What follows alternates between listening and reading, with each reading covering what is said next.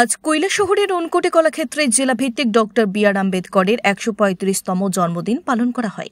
এর অঙ্গ হিসেবে বিভিন্ন স্কুলের মধ্যে খেলা প্রতিযোগিতা ও ছোট ছোট ছাত্রছাত্রীদের মধ্যে বসে আঁকো প্রতিযোগিতা হয়। অনুষ্ঠানের মঞ্চে উপস্থিত ছিলেন উনকোটি জেলা পরিষদের সভাধিপতি অমলেন্দু দাস, কুমারঘাট নগর পঞ্চায়েতের এসসি কর্পোরেশনের চেয়ারম্যান কার্তিক দাস, অতিরিক্ত জেলাশাসক অর্ঘ সাহা, জেলা ওয়েলফেয়ার অধিকর্তা অমরেশ বর্মন, মহকুমা শাসক প্রদীপ সরকার, গৌরনগর ব্লকের এসসি কর্পোরেশনের চেয়ারম্যান রাজীব সরকার সহ আরও অনেকেই।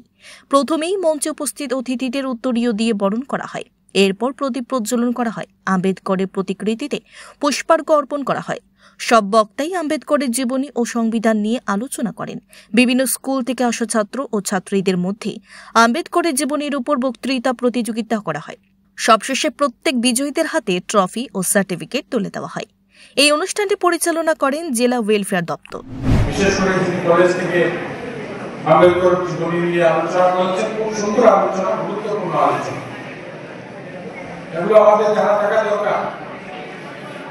উনি ঠিক বলেছেন যে পশ্চিমী রাষ্ট্র বিশ্বাস করতে পারেনি যে ভারত একটা শক্ত মজবুত গণতন্ত্রের রাষ্ট্র পরিণত হবে।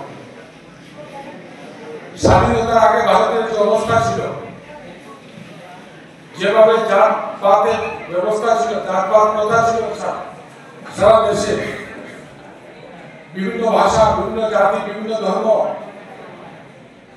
এর মধ্যে ভারত যতদিন আজকে এই সংবিধানের উপরে দাঁড়িয়ে, যে সংবিধান ডক্টর আম্বেদকর লিখেছেন, যার প্রেসিডেন্ট উনি ছিলেন, এই সংবিধানের কারণে আজকে আমরা একজুট আছি, আমাদের রাষ্ট্র মাথা তুলে দাঁড়িয়ে আছে।